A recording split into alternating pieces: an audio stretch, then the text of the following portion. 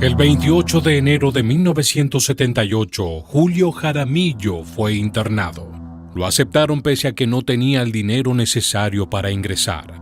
Lo operaron de la vesícula pasados unos días al haberle encontrado unas piedras internas. La operación fue un éxito, pero Julio estaba exaltado.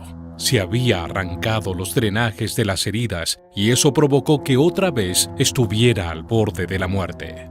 Todo Ecuador estaba alerta del estado de gravedad en el que se encontraba la salud del artista. Se sabía que se le administraron sedantes para evitarle el sufrimiento.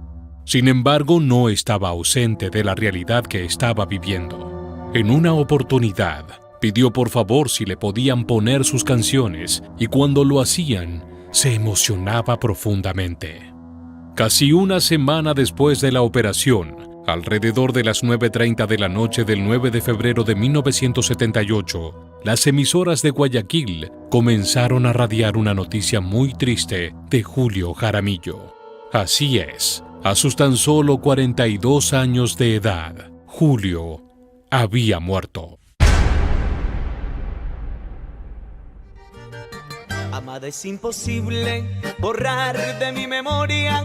Me persigue el recuerdo de tu extraño mirar. Esa risa tan tuya, tus labios tentadores que dejaron su encanto prendido en mi ansiedad. En mi alma vagabunda Pero para llegar hasta este punto de la historia, es conveniente subir a la máquina del tiempo y viajar varios años hacia el pasado. Sí, ponte cómodo para viajar un poco en el tiempo. Más específicamente a la década de 1930 en Ecuador. El padre de Julio, Juan Pantaleón Jaramillo Erazo, emigró a la provincia de Guayas en busca de mejores oportunidades laborales y allí conoció a Apolonia, una guayaquileña de ascendencia jamaiquina. Ambos formarían una humilde familia, dando nacimiento tiempo después a Julio Jaramillo y sus hermanos. Pero el 2 de abril de 1941, cuando Julio ya tenía 5 años de edad, perdió a su padre, pero no de una manera como cualquier otro. Juan estaba fabricando una cruz para la tumba de su hija menor que había fallecido y lamentablemente tuvo un accidente laboral. Estaba sacando la cruz del molde y se resbaló. La pesada cruz le golpeó en el vientre y le desgarró un brazo. Fue llevado de urgencia al hospital, pero no pudo soportar la hemorragia interna y falleció de un paro cardíaco. Apolonia, la madre ahora viuda de Julio, trabajó vendiendo gomas de mascar y bebidas hasta conseguir trabajo como enfermera para poder mantener a la familia. De pequeño, el futuro artista solía enfermarse continuamente. Tenía una salud delicada, pasando por la difteria, la bronconeumonía, disentería y hasta padeció un principio de parálisis infantil. Un día, al ver que su madre no podía con todo, Julio, junto con su hermano mayor Pepe, y contra la voluntad de su madre, comenzó a frecuentar la casa de Ignacio Toapanta. Él era un vecino que le enseñó a tocar la guitarra y le dejaba jugar con los instrumentos musicales. Sí, ese fue el primer contacto de Jaramillo con la música. Estudió en la Filantrópica y en una escuela fiscal, y una vez terminada la primaria consiguió empleo. Primero en una zapatería de calzado femenino y luego como barnizador de muebles. Mientras, junto con 2 amigos, recorrieron los pueblos de Esmeraldas y Manabí cantando en trío. En los momentos en que trabajaba, tarareaba las canciones que se escuchaban en aquel momento, como las del dúo Guayaquil, Olimpo Cárdena y Carlos Rubira. Julio era visto como una persona bohemia, y su madre lo criticaba mucho por ello, pero él sabía muy bien que estaba en el camino correcto. Su voz, con un timbre claro y cálido, sumado a una afinación impecable, se destacaba sobre las demás. Al cumplir los 15 años, Julio ganó un concurso radial. El premio fue mucho más que un reconocimiento, ya que le abrió las puertas hacia su carrera artística. Y es que por haber ganado obtuvo la posibilidad de presentarse en un centro nocturno. Pero pese a todo, cabe destacar algo importante, y es que de la misma manera que le gustaba la música, le gustaban las mujeres. A sus 16 años, estuvo con una mujer que había sido pareja de un policía y estuvo a punto de recibir un disparo por él cuando los encontraron juntos. Sí, así de riesgosa era la vida que él llevaba. Pero pese a todo, el amor estaba cerca porque en ese mismo año se comprometió con Blanca Pozo, una mujer que lo superaba en edad y con la que tuvo 2 hijos. Luego conoció a Irene, con quien también tuvo un hijo, pero tristemente falleció a los 8 meses de nacer.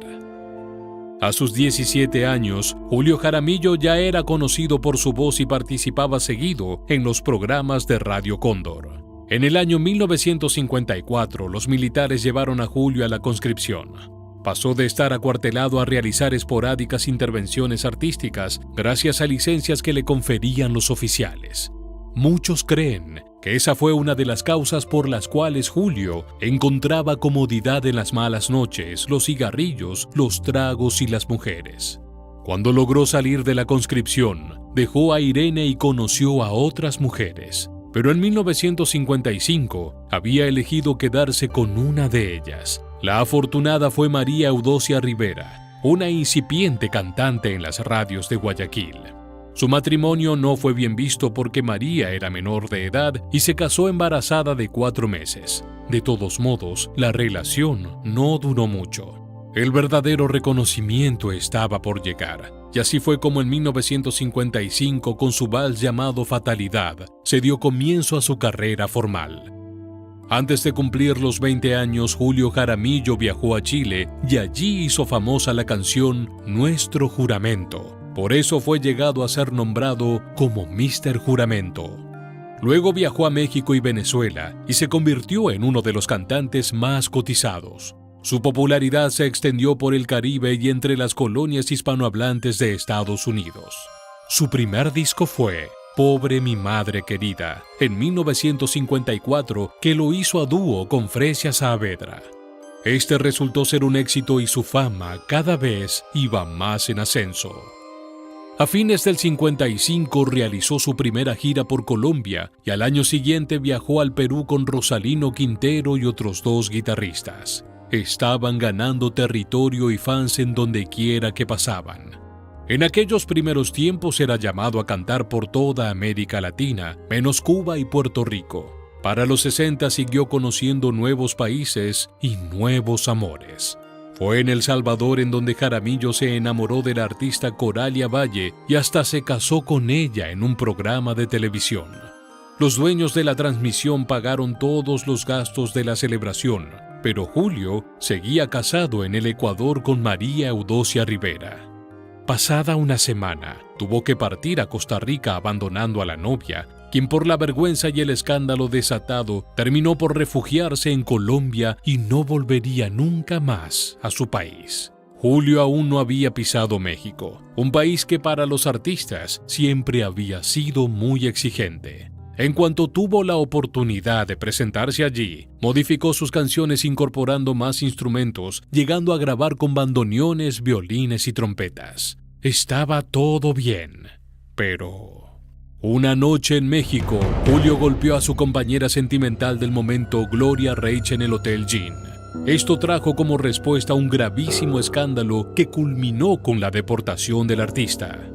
Una vez asentado en Venezuela, se casó con Graciela, una joven menor de edad, pero como eran su debilidad, paralelamente tuvo otras mujeres con las que tuvo más hijos. Sí, claramente no estaba pasando por un buen momento. Jaramillo presentaba para muchos una doble cara. Parecía irresponsable y egoísta porque tenía hijos por cada lugar en donde pasaba y propio de sus giras viajaba y parecía olvidarse de ellos. Pero por otro lado, para otros conservaba su humildad, sencillez y calidad humana de barrio, pese a que por las noches el licor y la fama lo volvieran a perder. Fue en Caracas cuando en 1970 volvió a casarse, luego de hacerlo con otra mujer, con Nancy Arroyo Henao. Esta vez sí viviría con ella hasta el resto de sus días, sin la fidelidad asegurada desde ya, y es que parecía que aquello iba en contra de su naturaleza. Su historia de amor fue muy particular y diferente a las que Jaramillo había tenido. La relación entre ellos no estaba aprobada por la madre de Nancy y se veían a escondidas. Luego de 3 meses, Nancy se escapó y se fue al departamento que tenía Julio en Caracas. Se casaron antes de Navidad. Nancy no tenía aún la mayoría de edad y un día Julio salió a trabajar y fue arrestado, pero presentó su certificado de matrimonio y lo dejaron libre. No conforme con eso, doña Mariela, la madre de la joven, inició juicio de nulidad y le devolvieron a Nancy. Luego de aquello cambió su domicilio y no se vieron más hasta que un contacto en común los volvió a vincular. Y es que Nancy tenía una amiga llamada Belén y le pasó la información a Julio del nuevo domicilio. Pero esta vez, Julio no hizo nada por recuperarla. Incluso comenzó una gira artística por Centroamérica. Nancy se enteró de eso y por despecho tomó su guitarra y compuso la letra y música de un bolero que tituló Quería conocerte. Un amigo de la familia de la joven, Eduardo Ceballos, lo escuchó, quedó sorprendido y se lo aprendió. Más adelante, Eduardo viajó a Bogotá y se cruzó con Jaramillo y en broma le recitó el bolero de la joven Nancy. Luego de escucharlo, Julio quedó atónito, ya que jamás le habían cantado las verdades como lo había hecho Nancy. Ese fue el momento en el que entendió que era una gran mujer y no debía dejarla escapar. Semanas después volvió a Caracas, cerca de Nancy. Cuando ella cumplió los 18 años, se despidió de su madre y se fue a vivir con su esposo Julio, iniciando una nueva vida. Desde que estuvieron juntos, el cantante hizo un gran cambio. Se había alejado de la noche, dejó de salir, de beber y adquirió una vida con más responsabilidades. Sin embargo, de vez en cuando la infidelidad brotaba, pero Nancy lo volvía a acomodar. Ella también tuvo que aprender a soportar que las admiradoras se le insinuaban y lo perseguían. Entre idas y venidas, finalmente para mediados de la década del 70, regresó a Guayaquil. Luego de más de 20 años viajando, cantando, enamorándose y teniendo hijos, el 23 de julio de 1976 volvió a Ecuador y fue recibido en el aeropuerto con honores. Luego fue llevado al local de Radio Cristal y cantó en el balcón para todo su pueblo.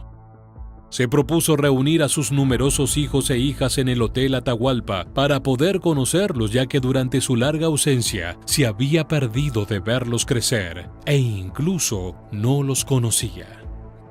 Vino un tiempo en el que se presentaba en la televisión, realizaba grabaciones y cantaba en varios lugares, pero su presencia ya no era la misma. Se lo veía agotado y el paso del tiempo y la forma de vida que había llevado impactaba directamente en su imagen y presencia. Tal fue así que una noche, en una presentación en el Coliseo Huancavilca, fue abucheado porque su voz ya no era la misma de antes. En otra oportunidad, en un show en el Teatro al Aire Libre Bogotá, un grupo de jóvenes lo insultó y tuvo que retirarse del escenario. Aquella noche, Julio Jaramillo juró no volver a cantar en Guayaquil y para sobrevivir, prefirió conservar el programa en Radio Cristal de 1 hora diaria llamado La Hora de JJ. Sí, como ya te diste cuenta, el tiempo de decadencia estaba llegando para Jaramillo, pero había vivido su vida de esa manera. En muchas ocasiones tuvo actitudes que ante los ojos de los demás lo dejaron en una posición machista, ya que muchos dicen que usaba a las mujeres y las abandonaba con hijos. Pero eso tenía un trasfondo. Esos hijos, Julio los reconocía para mantener su supuesta imagen de macho latinoamericano, y solo eso, los usaba. Se dice que dejó 42 hijos, de los cuales reconoció a 39, pero otras versiones indican que Julio Jaramillo procreó 27 hijos de diferentes nacionalidades, habiéndose casado en 5 oportunidades, hasta elegir como compañera hasta su muerte a Nancy Arroyo. Por otro lado, pudo hacerse de una gran fortuna, pero finalmente terminó sumido en la pobreza y nunca pudo solventar ni darle nada a sus más de 40 hijos. Quizás nunca estuvo preparado para el triunfo internacional que el destino le tenía guardado, y es que todo el dinero que ganaba se esfumó en cigarrillos, mujeres, noches, y esas bebidas fuertes terminaron por llevarle hasta su propia voz. Y es que, como te conté al inicio, para fines de enero del año 1978, Julio Jaramillo tuvo que ser internado en la Clínica Domínguez. El entonces dueño del lugar, el doctor Bristol Domínguez, permitió su ingreso a la clínica sin que cumpliera con el requisito del depósito en dinero previo. El día 3 de febrero fue operado de la vesícula y salió en buenas condiciones de la intervención. Pero durante el posoperatorio, Julio sufrió un ataque de desesperación en el cual se arrancó los drenajes de las heridas. Esta acción, que atentó sobre su vida, lo puso en riesgo de muerte con una peritonitis biliar. Los médicos trataron de enmendar el daño, pero no pudieron. El país estaba expectante al estado de salud del cantante. Se sabía que estaba en un estado de gravedad, pero también de conciencia, pese a los sedantes que se le administraba. En un momento, Julio pidió por escrito explicaciones de por qué estaba entubado y si le permitían escuchar sus canciones. Cada vez que eso sucedía, se quebraba en llanto. Así es, lamentablemente para muchos, su vida estaba llegando al final. La noche del jueves 9 de febrero, alrededor de las 9:15 horas, luego de estar rodeado de su yerno y esposa, el cantante dejó de respirar. A los 42 años, Julio Jaramillo dejaba este mundo. Luego de que los canales locales confirmaran su deceso, los corresponsales de las agencias de noticias ya estaban informando al resto del continente. Según se dijo tiempo después, al parecer Jaramillo sufría de cirrosis, de sus noches de excesos, sumada a una tuberculosis, pero eso jamás pudo comprobarse. Julio fue velado en el auditorio de Radio Cristal y luego fue trasladado al Salón de Honor de la Municipalidad. Hubo mucha gente presente que quería despedirlo. Las personas lloraban y hasta se desmayaron. Fue uno de los primeros velatorios tan concurridos en Ecuador. Realmente había nacido un mito. Venezuela fue sacudida por una fiebre jaramillista y a partir de allí muchas canciones de Julio se han escrito en su memoria, como así también su historia de vida fue llevada a la pantalla grande. Se filmó el largometraje llamado Nuestro Juramento, que contó con la colaboración del testimonio de su hermano Pepe Jaramillo y guión de Miguel Donoso Pareja.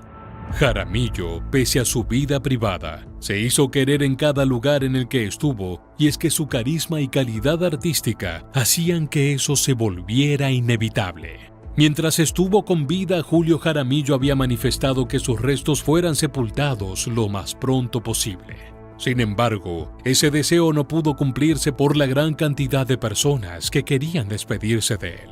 Sin ir más lejos, una delegación de artistas mexicanos pidió si se podía postergar la hora de la sepultura para poder llegar a tiempo.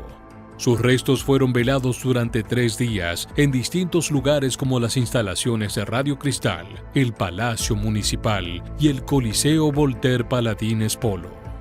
A su despedida asistieron más de 200,000 personas, quienes se unieron al principio en la clínica en donde estuvo en sus últimos momentos de vida y luego se trasladaron a su velorio. Fue tal la masiva concurrencia que los presentes estaban desesperados por, aunque sea, alcanzar a tocar el féretro de Julio. Apenas se supo que había fallecido, las emisoras radiales interrumpieron su programación y comenzaron a pasar sus éxitos de entre las 5,000 canciones y 350 discos que grabó durante su carrera. Al día de hoy, sus restos yacen en el Cementerio General de Guayaquil, en la bóveda número 177, y su legado aún sigue vivo en una infinidad de hogares de América Latina. Pero bien, hasta acá el video de hoy. Pero antes de que te vayas, te recomiendo estos 2 videos donde verás casos también muy interesantes. Y si no te querés perder ningún video de este estilo, te recomiendo que te suscribas y actives la campana de notificaciones. Bien, yo soy Gabriel Navarrete, esto fue Grandes Misterios, nos vemos en un próximo video. ¡Chau!